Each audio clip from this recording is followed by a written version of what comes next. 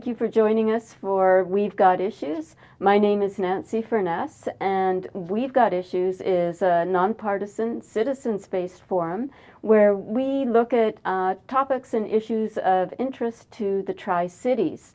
And today we're filming on location at the Fountainhead Network in Port Coquitlam, and we'd like to thank Tri-Cities Community Television for making these interviews possible. And before we get started, I'd also like to acknowledge that this interview is taking place on the traditional, ancestral, and unceded territories of Coquitlam First Nations.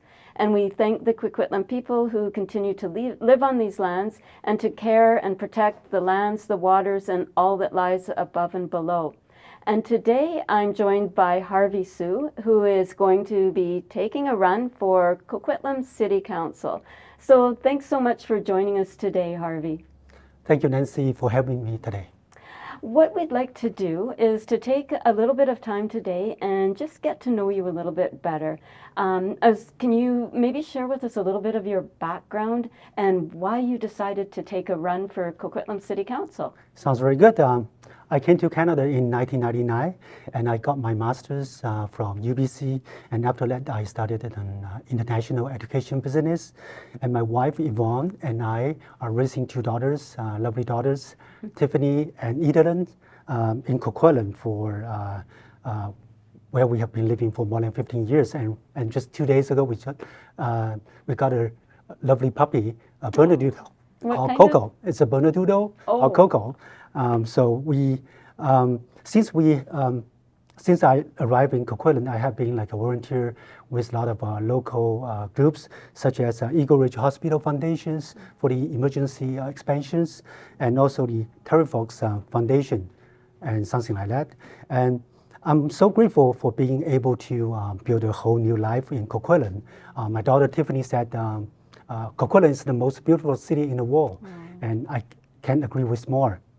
So I think our current council did a pretty good job, and I want to join the team and keep the positive momentum going.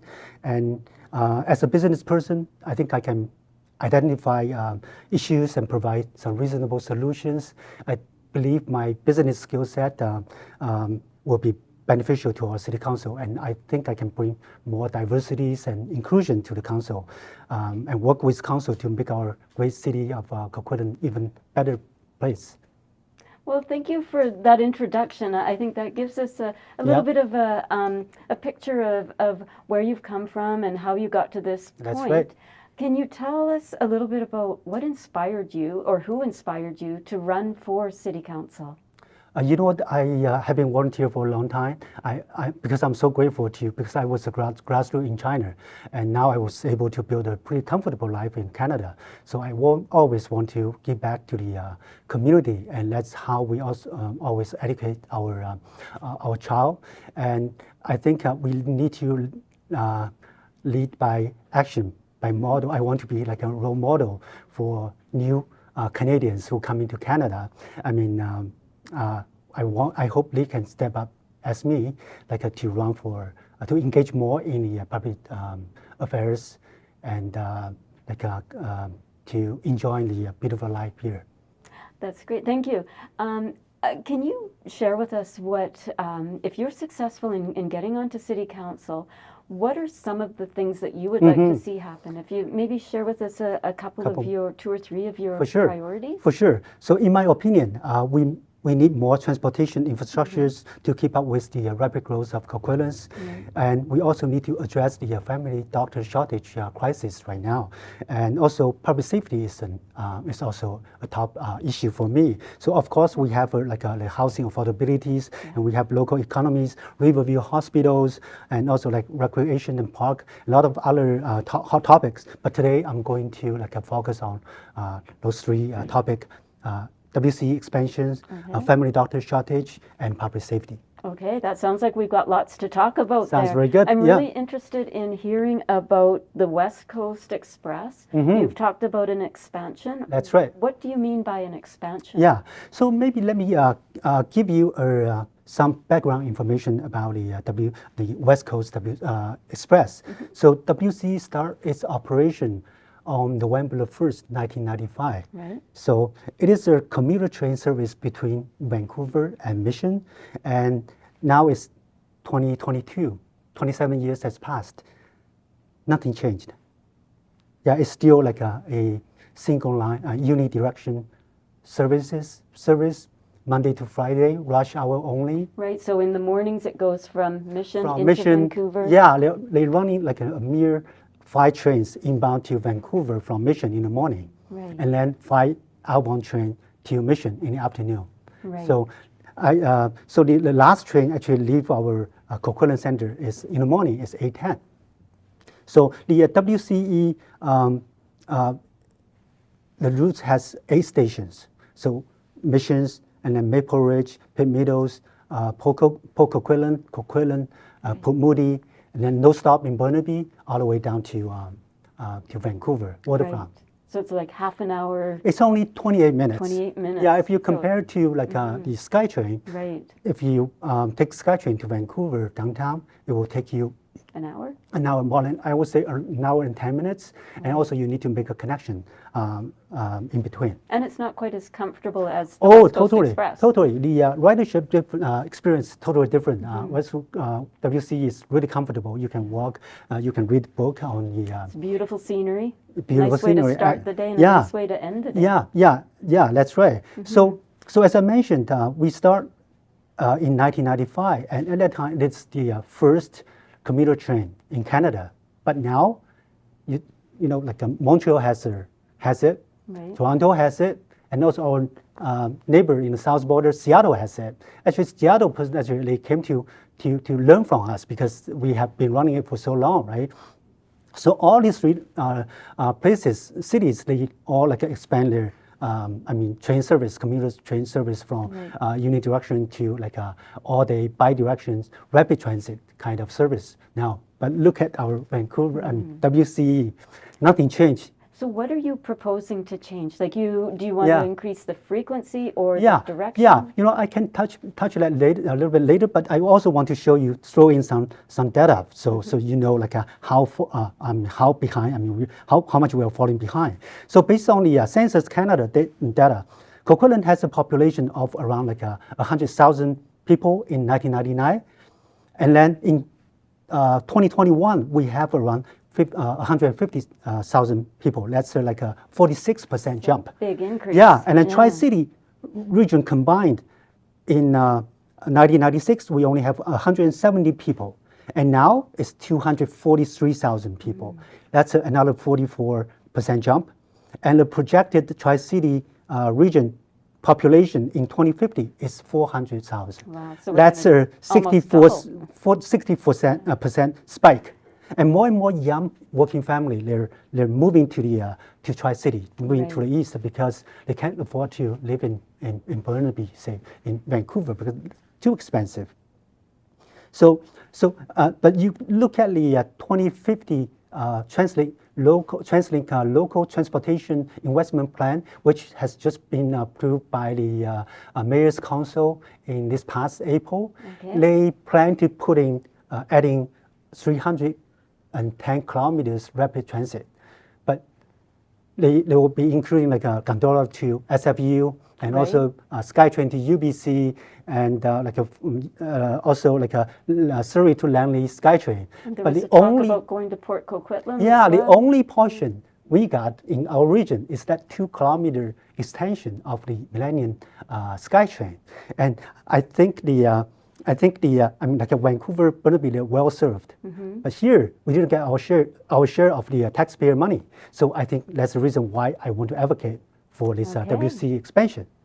And what do you think? What are the benefits of expanding the service? Yeah, that's a really good question. I believe more connections will bring you more opportunities. Okay. Like business opportunities? For sure, or everything. recreation? I think the WC will be the driving engine for the not only for the local, Tri-City area, Coquitlam in particular, but also for the whole like a Metro Vancouver region, including the Fraser Valley, because I think we need more transportation to turn our before a lot of people in Coquitlam I mean, we all just live here, sleep here, and then the next morning we go to work somewhere else. So it's kind of a bedroom communities. And I think we need more transportation to turn this kind of our bedroom community into a business hub. So like people living in Vancouver, Burnaby, or Maple Ridge, Mission, they can come to work in Coquitlam. So I hope we can keep, in that way we can create more like a high-paid job so our residents can live and work in Coquitlam. And if they commute by train, that takes cars off, doesn't mean exactly. more cars on the road. That's right. I think WC is the catalyst to, making all this positive change possible. And also a bigger WC service will also help with the housing affordabilities, because you also need to take into account of the transportation costs, because it is really expensive to maintain a car these days, because the gas price is so high and the parking is crazy. I mean, it's very expensive, and also the I think the proposed WC expansion will also attract more people to use, just like you said, to use public transportation and take the car out of the way. Right. So it's kind of changes our communities a little bit. That's right. I think without a car. That's right. That will help reduce the carbon emissions, and which will assist our Coquitlam's goal to reach carbon neutral by 2050. So I think it's a lot of and that's the goal. lot of benefits. Right. That's the goal. Yeah. Yeah. Well, that sounds like it's a plan that you've put a lot of thought into, and it sounds like it has a lot of benefits. Yeah. So it'll be interesting to put that forward. That's right. And I think maybe we should move on a little bit and talk about the next priority that you had. You would mention something about doctors. Yeah, family doctor shortage, because right now, there are 5 million BC residents. There are 1 million BC residents, they don't have a family doctor. So it's a crisis, especially in Tri-City, because we have a lot of young families here. So a lot of people think, the family doctor shortage is not it's kind of a provincial mandate. So what can you do, to solve this problem? I'm not solving the problem. I just want to, if I'm elected, I think I would like to introduce some special policies to attract more family doctors. Something that can be done at the municipal level to attract more doctors? I think we can. I think, for example, we can have some special policies. We can, for example, waive the business registration fee. It's not a big money, but it is a very good gesture. Right. To show it's a welcoming exactly gesture. Very welcoming. And also, I think we can also speed up the business registration process, so people can to shorten the to get rid of those kind of red tape and speed up the process. And also, I think very importantly, we can provide more a medical space for the young family doctor to practice here.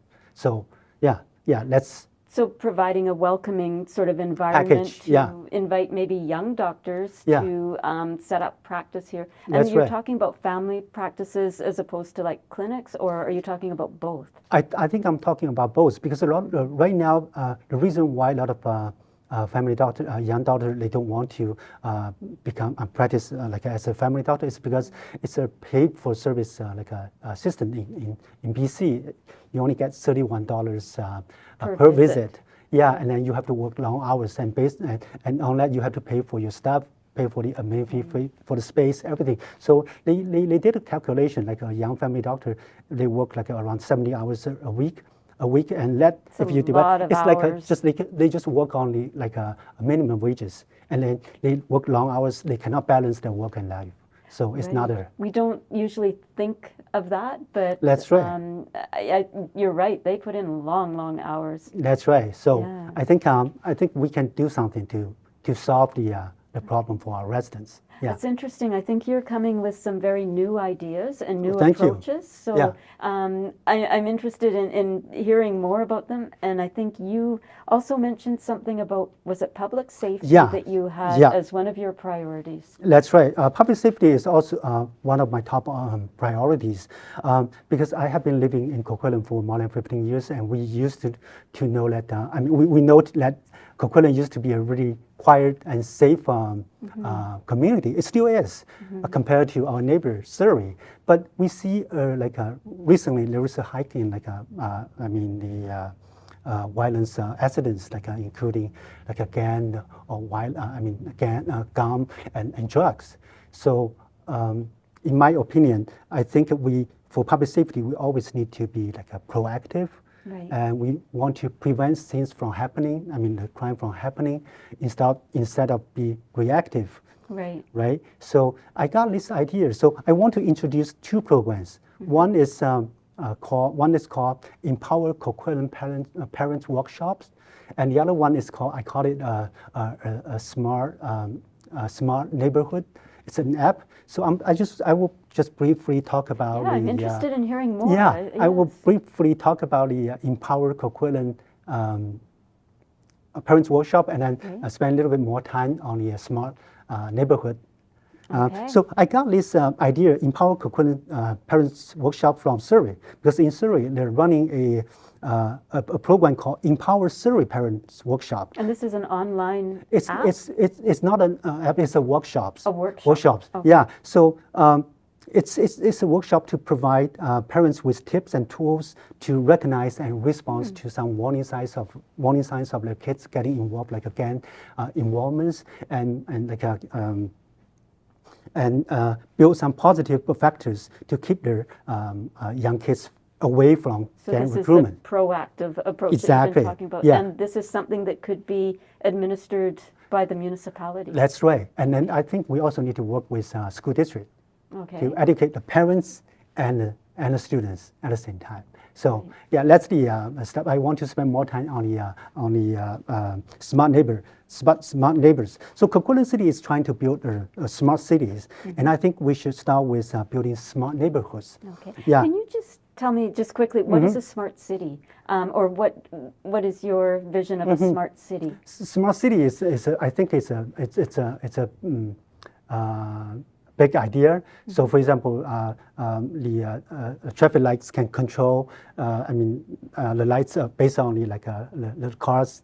Oh, yeah, okay. something like that, right? Okay. But I think we should start with the smart neighbors. Right. So, smart neighbor it actually is an app. So, I would say it is like a Blockwatch 2.0 version, and with some social media functions. Yeah. So this app is like a resident group chat, so people can post some messages, post some information there. So for example, recently we see a lot of bears in our neighborhood. So once we see a bear, we can post an image. Oh, I saw this bear here. Be careful. And if we see something suspicious, we want to let our neighbors know.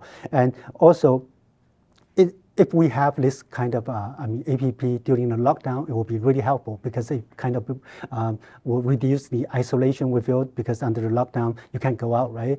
So and also we can share some with this app. We can share a lot of useful information. For example, we know there will be a BC Dumpling Festival coming on August the 13th, and we can post this because not many people knows that. So we can post, if we know it, we can post it on the app, let neighbors know. And also it will be more welcoming for newcomers. For example, if we have a Ukraine refugee coming to settle down, the best way to get to know about the neighbor is through the help of the neighbor, right? So if we have this app, if they want some help, they can use the app to call for help. So it's like a way to communicate. And for things like you said, during sort of more crisis situations like COVID, where people are isolated, or the heat dome last year is another example where you could be reaching out to each other and checking in. Yeah, but also, we can also if we want to, neighbors can give neighbors a right to, for example, if you're going to take WC in the morning, I can give you a ride because we have carpool, carpool, to the train and also we can pick up groceries for you if I'm going to the superstore to do some shopping. So it's like a community bulletin board sort of where everybody can go and pick up messages from each other. Yeah. So let's just my idea. Yeah, and I think it will be. I think the neighborhood can benefit from that, and it also increases the sense of public safety. Yeah, no, that's a really novel approach, and I think we've got the technology, right? That's right. So that's right. Most people are connected. Some, you would have to still go the old route, but at least I think a lot of people are online now. That's right. It's another option, right? Yeah. It's another option for it.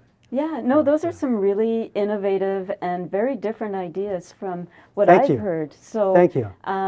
I guess we have one more thing that we always kind of like to touch base on when we're doing the We've Got Issues interviews. Sure. And it's to do with respectful workplace. And I think Definitely. Yeah. you might have touched just briefly on it at Yeah. the beginning. Yeah. But it's being on city council can be contentious sometimes. There are situations, of course, where we have a wide range of opinions. Definitely. Many people are passionate, and it's not that anybody's right or wrong, or That's right. that anybody's good or bad. But there's just working in this environment of having a wide range of very strong opinions sometimes. How would you, as a new city councillor, how would you handle those kind of situations? It's a really good question, actually. I think I like Coquitlam because in Coquitlam we are independent, right? We don't have to do to make any partisan decisions. I like this, so I only representing the residents. I mean, in Coquitlam to make their voice heard. And you know what? I'm a business person. When we always sometimes we make decisions before we make decisions, we always hear different opinions, and Right. we will have a full discussion. Everybody bring up their voice, and we have a full discussion, and then after that we make a decisions. And Right. based on that, I think I want to be. I want to have a respectful a workplace, and in my opinion, I think all the because I have spoken to most of our current councillors, I think I have no problem working with them. So you've already it's a done teamwork. a little bit of your homework by reaching out to the different councillors and kind of making those connections and Right. okay. Right. Yes. That's great. Yeah. Yes. Yes. I think it's a very positive team, and I have no problem working with them. So there's been talk lately about having another level of oversight, and it would be done through at a provincial level. So there would be like an integrity commissioner or an ethics officer, something like that, where they are there so that they can step in and help resolve issues if they can't be resolved at the municipal level. Is that something that you would support? Definitely, I will support that. Yeah. Okay. That's a very good idea. Okay, Yeah. and I think there is more and more talk of that, just as a way, because we've got people that are all trying their hardest to do their best, but sometimes there are issues where, Definitely. Yeah. An outside Yeah. voice sometimes That's is. right. I have been in a couple, council meetings, and I saw all our current council, they have discussions, they have different opinions, but at the end, it's all, we're making decisions for the best of Coquitlam. Right. So Everybody's got the same goal that's in right. mind, Yeah, we have the same goal. but lots of different ways to get That's there. and right. It's Yeah, finding it's a way good to work. have different opinion, to have different voice, right? It's good. So for you personally, how would you promote that? How would you promote a healthy, respectful workplace? Like what would you do to make sure that it happened? Yeah, I think we should have first of all, we need to embed it into all the policies. So we have this as a guideline. And also, I think, how to say that, we need to show respect. As long as you have that intention, I think everything can be solved. After discussions and consultations, right? So I think it's not a big thing for me. I think, it can be done. Okay. Well, I think you sound like you've thought about this, and you've reached out to the city councillors already. So you've already made that effort, and I think putting that foot forward. I do have one final question. Sure. And it's just about, it's maybe a little bit more general of a question. I think we have a couple minutes left that we can talk about it. In Coquitlam, there's a lot of development going on right now. And there's a lot of trees coming down. We're planting some trees. I think Coquitlam planted 1,000 trees this year, so there's definitely trees going in. But there's a lot of trees coming down as well. I'm just interested in hearing your thoughts on that. Yeah, you know what? We need to find a balance. I don't like the tree being cut. Because my wife and I we usually went out for work, and looking at the Brook Mountain used to be a really nice like a mountain view, but now it's Right. all housing. But you know what? It's inevitable because a lot of the population is growing. As I mentioned before, the projected population is almost like a doubles in 2050. So we definitely need to build more housing, but at the same time, we need to find a balance. Right. Yeah. Do you have any thoughts? How can we start to find that balance? Is there, I know it's a difficult question and nobody really has the answer, but do you have some thoughts on how we can start finding that balance? Yeah, I think we should always put keep sustainabilities in mind. So when we when we approve all the projects, we need to balance the benefits and how to say that.